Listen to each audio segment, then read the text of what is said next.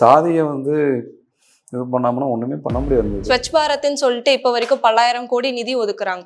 So அத பத்தி நீங்க என்ன நினைக்கிறீங்க? அது ப்ராப்பரா இம்ப்ளிமெண்ட் பண்ணணும்ல. அது எதுவா இருந்தாலும் இப்போ கண்டினியூஸா டெத் நடந்துட்டு தானே இருக்கு. டெய்லியும் வந்து அது ஒரு மனநோய் தான். அதை போக்காத வரைக்கும் என்ன ஏஐ வந்தாலும் டெக்னாலஜி வந்தாலும் மாற்றத்தை வந்து கொண்டு வரவே முடியாது. ஸோ ஏஐ இருந்தாலும் வந்து நம்மளை இப்படி தான் பார்க்குறாங்க. நோயினால அவங்க என்ன மாதிரியான அவதிலாம் படுவாங்க? அதுக்கான எந்த ரிசர்ச்சுமே இல்லவே இல்லை. இந்த மாதிரி சுத்தம் பண்றவங்க வந்து 54 எக்யூப்மெண்ட் வச்சிருக்கோம் எல்லாமே அதான் சொல்றேன்ல. அந்த ஆக்டை இம்ப்ளிமெண்ட் பண்றதுன்னு சொல்றேன் நான்.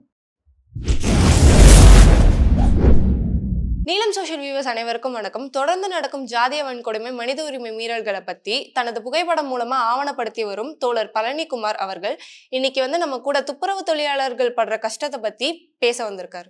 வணக்கம் அண்ணா. வணக்கம். இன்னைக்கு வந்து நம்ம ஒரு ஏஐ கல்ச்சர்ல வாழ்ந்துட்டு இருக்கோம். ஆனா இந்த ஏஐ கல்ச்சர் வந்து இந்த ஹியூமன் ஸ்கேவெஞ்சிங்ன்ற ஒரு கேட்டகரியில மட்டும் இல்லாம இருக்கே, அதை பத்தி என்ன நினைக்கிறீங்க?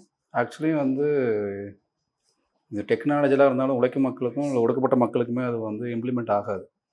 ஸோ நீங்கள் வந்து ரீசெண்ட் டைமில் இந்த ஏஐயில் வந்து ஒரு நியூஸ்லாம் வந்து பப்ளிஷ் பண்ணிகிட்ருக்காங்க. ரீசெண்டாக வந்து தூத்துக்குடியில் வந்து ஒரு பையனை வெட்டினாங்கல்ல. ஸோ அந்த வெட்டின இடத்துல வந்து அந்த பையனை வந்து ஒரு ஏஐ தலித் பசங்க வந்து வெட்டுற மாதிரி, அதாவது அப்பர் காஸ்ட் பீப்புள் வந்து தலித் பசங்க வந்து ஒரு தலித் பையனை வெட்டுறாங்க. ஸோ அப்பர் காஸ்ட் பீப்புளில் நல்ல குட் ட்ரெஸ்ஸிங்கில் இருக்கான். தலித் பீப்புள் மட்டும் கிழிஞ்சு போகிற ட்ரெஸ்ஸையும் அழுக்கான உடனே அவனும் எக்ஸாம் தான் போனான். ஆனால் நம்மளை போர்ட்ரேட் பண்ணுற விதமே வந்து தலித் பசங்க இப்படி தான் இருப்பான்னு ஒரு போர்ட்ரேட் பண்ணுற விதம் இருக்குது. ஸோ ஏஐ இருந்தாலும் வந்து நம்மளை இப்படி தான் பார்க்குறாங்க. ஸோ வந்து நீங்கள் காஸ்ட்டை வந்து கொஷின் பண்ணாமல் இல்லை காஸ்ட்டை பற்றியான அதை நம்ம இது பண்ணாமல் என்ன ஏஐ வந்தாலும் ஒன்றும் பண்ண முடியாது. ஸோ இது வந்து ஒரு என்ன சொல்கிறது, அது ஒரு மனநிலை தான். அது ஒரு மனநோய் தான். அதை போக்காத வரைக்கும் என்ன ஏஐ வந்தாலும் டெக்னாலஜி வந்தாலும் மாற்றத்தை வந்து கொண்டு வரவே முடியாது. ஓகே. இப்போ வந்து 2014 வந்து டிஎம்கே வந்து சிங்கார சென்னை இந்த மாதிரி பெயர்கள்ல வந்து இந்த 500 கோடி வந்து ஹியூமன் ஸ்கேவெஞ்சிங் அந்த மிஷின்ஸ் வந்து ரெடி பண்ணாங்க. ஸோ பிஜேபியுமே வந்து ஸ்வச் பாரத்னு சொல்லிட்டு இப்போ வரைக்கும் 10,000 கோடி நிதி ஒதுக்குறாங்க. ஸோ அதை பத்தி நீங்க என்ன நினைக்கிறீங்க? அது ப்ராப்பராக இம்ப்ளிமெண்ட் பண்ணணும்ல. அது எதுவாக இருந்தாலும் இப்போ கண்டினியூஸாக டெத் நடந்துட்டு தானே இருக்குது. டெய்லியும் வந்து மக்கள், அதாவது வேறு எந்த ஒரு வேலையிலுமே கிடையாத ஒரு விஷயத்தில் இருக்குன்னா வந்து டெய்லி மக்கள் இறந்து போகிற சூழல் நடந்துகிட்டே இருக்குது. அது மட்டும் இல்லாமல் அவங்களுக்கான இன்னொன்று டிசீஸ் ஆகி இறந்து போகிற விஷயம் சம்மந்தமாகவும் எந்த எதுவுமே கிடையாது. அதுக்கப்புறம் வந்து இதில் ஒர்க் பண்ணுற பொதுவாக வந்து ஆண் தொழிலாளர்கள் வந்து என்ன பண்ணுறாங்கன்னா ஆள்கள் அடிக்கடி இறந்து போகிற சம்பவம் நடந்துட்டு தான் இருக்குது. இது ஒரு கண்டினியூஸாகவே தொடர்ந்து டெத் நடந்துகிட்டே தான் இருக்குது. ஸோ என்ன தான் இது பண்ணாலும் டெக்னாலஜியில் வந்து நீங்கள் வந்து பணத்தை நீங்கள் இவ்வளோ பண்ணி இம்ப்ளிமெண்ட் பண்ணுறதா இருந்தாலும் வந்து இதுக்கு ஒரு ஆக்ட் இருக்குல்ல. இது வந்து தப்பு, இது வந்து பேன் பண்ணியிருக்கோம், இதில் இறங்கினா இல்லை யார் இறங்க வச்சாங்களோ அவங்க மீது வந்து கொலை முயற்சி வழக்கு பதிவு பண்ணலாம். ப்ளஸ் இறந்து போயிட்டாங்கன்னா அது வந்து ஒரு கொலை தான், மர்டர் கேஸில் தான் பதிவு பண்ணணும். யாராவது பதிவு பண்ணி அரெஸ்ட் பண்ணால் தானே வந்து ஒரு சிவியராக அதுக்கு அடுத்த கட்டத்துக்கான ஒரு இது பண்ண முடியும். அது எதுவுமே ஆக்ஷன் எடுக்காமல் வெறும் இழப்பீடு மட்டுமே கொடுத்துட்டு மக்களை வந்து அமைதிப்படுத்துறதுல என்ன இருக்குது? ஸோ கோடியில் ஒதுக்குறதுனால எந்த பிரச்சனையும் கிடையாது. மக்கள் மீதான ஒரு, ஏன்னா எல்லா டைம்லையுமே வந்து இவங்க தான் முன்கள பணியாளர்கள் இருக்காங்க. Even Covid time, cyclone time, எந்த டைமில் இருந்தாலும் இவங்க தான் வந்து முன்னாடி ஒர்க் பண்ணுறாங்க. ஸோ அவங்களுடைய வாழ்வாதாரம் எப்படி இருக்குது, அவங்களுடைய பசங்களுடைய வாழ்வாதாரம் எப்படி இருக்கும்போது அவங்க இருப்பிடம் எப்படி இருக்குன்னு யாருக்கும் தெரியுமா? அவங்க வாழ்கிற சூழல் எப்படி இருக்குன்னு தெரியுமா? அவங்க எல்லாட்டையும் வந்து சிட்டி க்ளீனாக இருக்காது, இல்லை வந்து கரெக்டான அட்மாஸ்பியரில் வாழ்கிறதுக்கான சூழலை இந்த மக்களுக்கு இருக்காது, இந்த சொசைட்டிக்கு இருக்காது. ஸோ அவங்க வந்து அவங்க லைஃப்பை சாக்ரிஃபைஸ் பண்ணி அவங்க வந்து இந்த வேலையை பார்த்துட்டு இருக்கும்போது அவங்கள புனிதப்படுத்துறதோட இனிமேல் முடிஞ்சு போயிடுது. அவங்க கால கழுவுறது, அவங்க வந்து பூத்துவது மட்டுமே நடக்கிறதே ஒழிய அவங்க லைஃபுக்கு வாழ்வியலுக்கு மேம்பாட்டிற்கான எந்த ஒரு நடவடிக்கை எடுக்கிறது கிடையாது. சப்போஸ் அதெல்லாம் எடுத்தால் நல்லா தான் இருக்கும். ஒரு சக மனுஷனாவே வந்து இந்த ஹியூமன் ஸ்கேவெஞ்சிங்ல இந்த தீண்டாமையை வந்து கையாளுறான்ல, ஒரு சக மனுஷனா இதை நிறுத்தணும்னா அவங்க என்ன பண்ணணும்? யாருக்குமே வந்து அதாவது எல்லார் புத்தியிலுமே வந்து இப்போ சாக்கடை கிளீன் பண்ணுறதுக்கு வந்து இவங்க தான் இருக்காங்கன்னு சொல்லிட்டு எல்லார் மனிதர்களும் இருக்குது.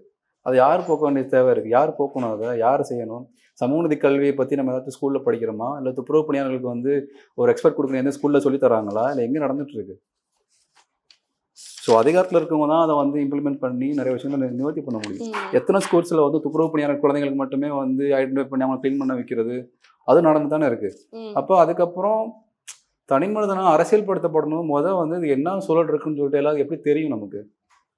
இது ஏன் நடக்குது எத்தனை பேருக்கு தெரியும் நமக்கு? இதை பக்கம் ஒருத்தர் குப்பை இருந்துச்சுன்னா ஏன் நம்ம வீட்டில் நாளில் இருந்தால் குப்பை நாறிட்டு தான் இருக்கும். ஆனால் வீட்டில் இருக்கும்போது நாராது. ஏதோ அவங்க இடத்துக்கு போனால் அவங்க அல்லாறும்போது இல்லை அவங்க நடக்கும்போது அது வந்து நாத்தடிக்கிற சூழல் தான் இங்கே இருக்கும் நமக்கு. எல்லாரும் மூக்க பற்றிட்டு தான் போவாங்க. இன்னும் எத்தனை பேர் வந்து லாரிகளில் வந்து அவங்க வந்து ப்ராப்பரான எந்த எக்யூப்மெண்ட்லாம் க்ளீன் பண்ணிட்டு ஒரு விஷயம் நடந்துட்டு தான் இருக்குது. அது யாரும் கொஷின் பண்ணுறது கிடையாது.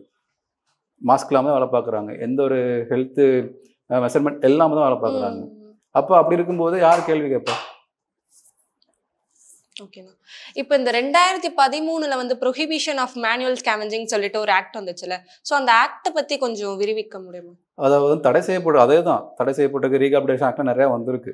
எந்த ஆக்ட்டுமே வந்து இப்போ மேனுவல் ஸ்கேவ் ஆக்டில் வந்து ரீஹாபிலிட்டேஷன் என்ன சொல்கிறாங்கன்னா வந்து யாரை மேனுவல் ஸ்கேவெஞ்சிங்கோ அவங்கள ஐடென்டிஃபை பண்ணி அவங்க வாழ்வாதாரத்தை வந்து வேறு மாற்று வழிகளுக்கு போகிறதுக்கான ஒரு வாழ்வின் சொல்லி ஏற்படுத்தி கொடுக்குறது, லோன் அமௌண்ட்லாம் கொடுக்குற மாதிரி விஷயங்கள்லாம் பண்ணணும். ஆனால் மேனுவல் ஸ்கேவெஞ்சிங் தான் யாருமே இல்லையேங்க. அப்புறம் எப்படி வந்து ரீஹாபிலிட்டேஷன் ஆக்ட்லாம் ஒர்க் ஆகும் நமக்கு?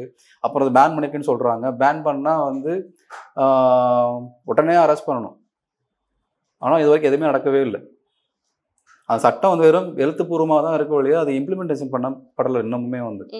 ஸோ அதை என்னைக்கு இம்ப்ளிமெண்ட் பண்ண வந்து அதில் அடுத்த கட்டத்துக்கு எப்படி மாற்றத்தை ஏற்படுத்த முடியும்னு நான் சொல்லிட்டு இருக்குல்ல. இப்போ யாராவது இறக்குறக்கான சொல்லிருக்குன்னா இறக்குறாங்கன்னா அவங்க வந்து சிவியர் ஆக்ஷன் எடுத்தால் தான் அடுத்த ஒரு தாள் இறக்க மாட்டான். அப்போ தொடர்ந்து இறந்துட்டே இருக்கும்போது அந்த ஆக்ட் வந்து ஒரு ஆக்டாக தான் இருக்குது எனக்கு பொறுத்த வரைக்கும். அது இல்லை, அந்த ஆக்ட்ல வந்து இந்த மாதிரி சுத்தம் பண்றவங்க வந்து 54 எக்யூப்மெண்ட் வச்சிருக்கோம் எல்லாமே. அதான் சொல்கிறேன்ல, அந்த ஆக்டை இம்ப்ளிமெண்ட் பண்ணுறதுன்னு சொல்கிறேன் நான். எல்லாமே இருக்குது அது. ஸோ சும்மா ஒரு பேருக்கு தான் அந்த ஆக்ட் இருக்கு அப்படின்ற மாதிரி சொல்றீங்க. ஓகே. இந்த மனித கழிவை மனிதனே அகற்றுறது அப்படின்னு வரும்போது அதுல வந்து தலித்துகளும் அதுலயும் குறிப்பா அருந்ததியர்கள் வந்து பண்ணணும்ன்ற வந்து தள்ளப்படுறாங்க. பொதுவா இருக்கு. ஆனா வந்து கிட்டத்தட்ட தலித் கம்யூனிட்டியில் வந்து நிறைய பேர் பண்றாங்க. அதை வந்து அவங்களுக்கு மட்டுமே ஒதுக்கப்பட்ட ஜாப்னு இது பண்ண வேணாம். இந்த சமூகம் அப்படி புகுத்தி வச்சிருக்கு. இவங்க தான் அந்த வேலை பார்க்கணும்னு சொல்லிட்டு கிரியேட் பண்ணி வச்சிருக்காங்க. குறிப்பா இந்த இந்த கழிவுகளை அகற்றும் போது குறிப்பா இந்த மெடிக்கல் வேஸ்ட் கிளீன் பண்ணும்போது அவங்களுக்கு ஒரு நோய் வரும் இல்லையா?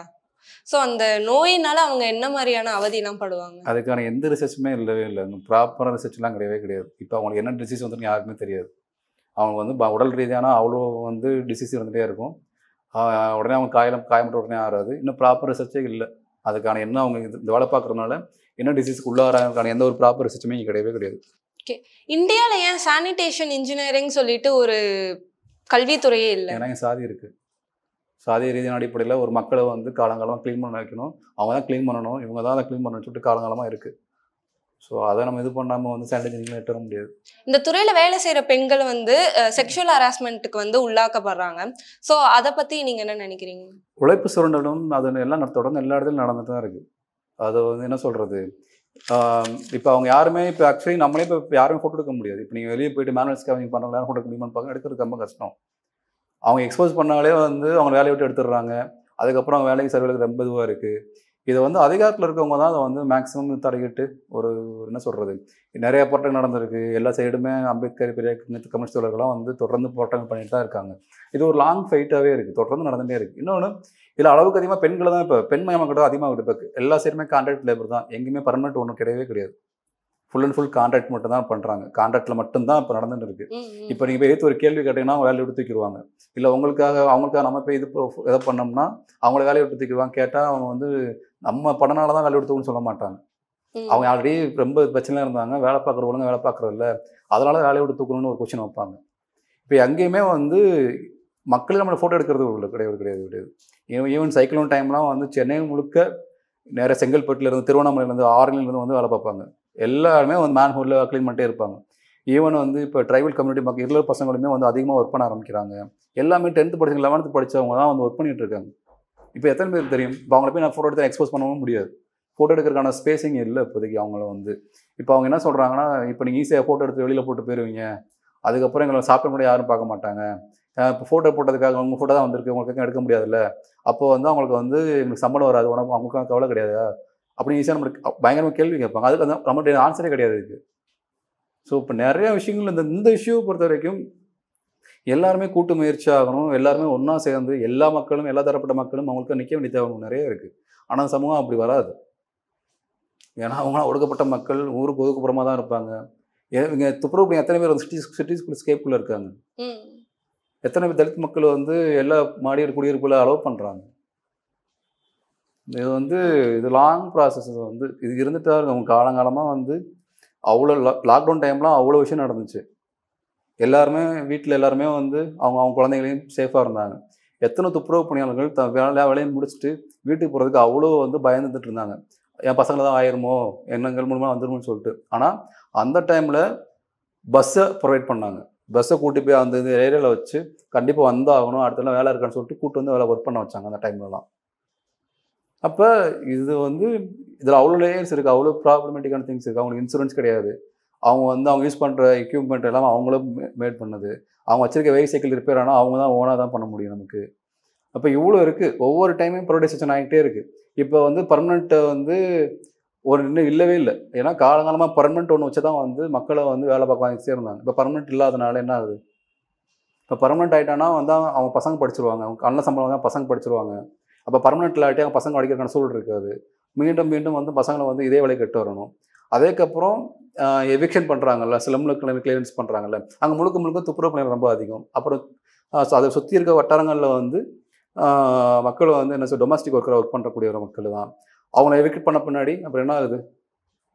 ஏன்னா அந்த டைமில் அவங்கள்ட்ட வந்து எவிக்ஷன் பண்ணும்போது முக்கால்வாசி டைமில் வந்து எக்ஸாம் டைமாக இருக்கும், கோவிட் டைமில் இருக்கும், சைக்ளோன் டைமில் இருக்கும். எந்த டைமில் இருந்தாலும் மக்களை எவிட் பண்ணிட்டே இருக்காங்க. இன்னொன்று, எப்போல்லாம் அவங்க படிக்கிறாங்களோ, எப்போல்லாம் அவங்க பொருளாதாரத்தில் மேம்படுறாங்களோ, எப்போல்லாம் வந்து ஒரு குறைஞ்சபட்சம் அவங்க வாழ்வாதாரத்தை உயர்த்துறாங்களோ, அப்போல்லாம் வந்து பிரச்சனை சந்திக்கிறாங்க. இது வந்து இப்போ மட்டும் இல்லை, ரொம்ப வருஷமாக நடந்துகிட்டே இருக்குது. ஸோ இந்த விஷயத்துல வந்து ஜாதின்ற ஒரு விஷயத்தை தாண்டி ஐடென்டிட்டி பாலிடிக்ஸ்னு ஒரு விஷயத்துல வந்து ஈடுபடுறாங்கன்னு சொல்ல வரீங்க இல்லையா? அப்படிதான் பில்ட் பண்ணியிருக்காங்க. நார்த்னு சவுத்துன்னு ஏன் தான் இருக்குது? ஏன் பெரும்பாக்கம் உருவாது? ஏன் செம்மஞ்சேரி உருவாது? ஏன் செம்மஞ்சேரியில் மட்டும் ஒடுக்கப்பட்ட மக்கள் மட்டுமே அதிகமாக இருக்காங்க?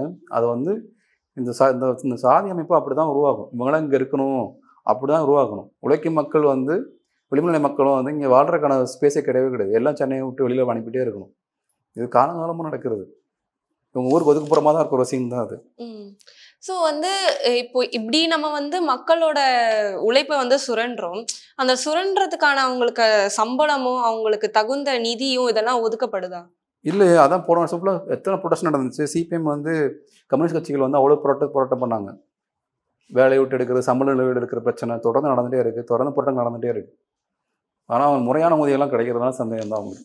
அவங்களுக்கு வந்து விடுப்பு எடுத்தால் அந்த விடுப்புக்கான சம்பளம் இருக்கா? எல்லா இடங்கள்லையும் வந்து விடுப்பு எடுத்தால் சம்பளம் கொடுப்பாங்களாம். ஆனால் அவங்க விடுப்பு சம்பளம்லாம் கிடையாது. இவங்க எதுவும் மெடிக்கல் எதுவும் இருக்கான்னு அவங்களுக்கு இதை கேள்விப்பட்டிருக்கீங்கன்னா நான் கேள்விப்படல.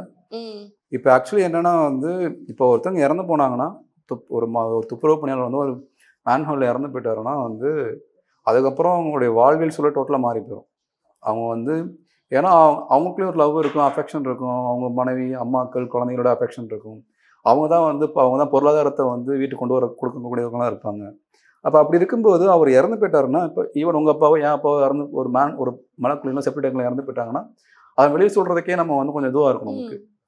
இன்னொன்று வந்து எப்படி வந்து என்கிட்ட ஒரு பையன் கேட்டான், எப்படின்னு இந்த சாக்கடையில் வரீங்க, நான் இறந்து போகணும் எனக்கு தெரியாது. எங்கள் அப்பா வந்து நேற்று பேசிகிட்டு இருந்தார் என்கிட்ட, எனக்கு வந்து இப்படி இறந்து போகணும்னு தெரியவே தெரியாது.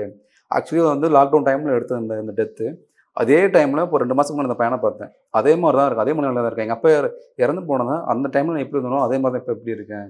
இன்னொன்று, உளவியல் சிக்கலை பற்றி இறந்து போனதுக்கப்புறம் வாழ்வில் உளவியல் சிக்கலை பற்றி யாரும் பேசுகிறதே கிடையாதுங்க.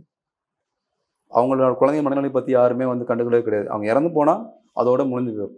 அதுக்கப்புறம் அவங்க ஃபேமிலி என்ன ஆகிறாங்க, எது ஆகுறாங்கன்னு எந்த ஒரு யாருமே பண்ணுறது கிடையாது. இப்போ மெயின் ஸ்ட்ரீம் மீடியா இதை ஃபுல்லாக ஃபோக்கஸ் பண்ணி ஒர்க் பண்ணணும்னு நினைக்கிறேன் நான். ஏன்னா தொடர்ந்து ஒரு மனிதன் வந்து ஒரு மக்களுக்காக என்ன சொல்கிறது, இந்த சொசைட்டிக்காக வந்து தொடர்ந்து இறந்து போயிட்டே இருக்காங்க, சாகடிக்கப்பட்டுட்டே இருக்காங்க.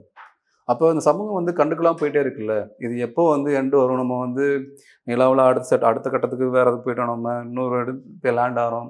ஆனால் டெக்னாலஜி வந்து உழைக்கும் மக்களுக்கும் விளிம்புநிலை மக்களுக்கும் ஒடுக்கப்பட்ட மக்களுக்கு என்னவா பயன்படுதுன்னு ஒன்று இருக்குல்ல, அதுவே கேள்விக்குறிதாங்க வந்து. ஏன்னா காலங்காலம் வந்து உளவியல் சிக்கலை செஞ்சுட்டே இருக்காங்க. இப்போ ஒருத்தர் இறந்து போயிட்டாருன்னா அடுத்து அதே வேலை தான் அவங்களுக்கு கொடுப்பாங்க, அவங்க ஒய்ஃபுக்கும் அதே வேலை தான் கொடுப்பாங்க. இல்லை அதுக்கு மாற்று வேலை கொடுப்பாங்கன்னா அதுவும் கிடையாது.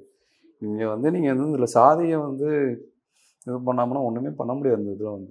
Thank you for your knowledge and timing Anna. Thank you.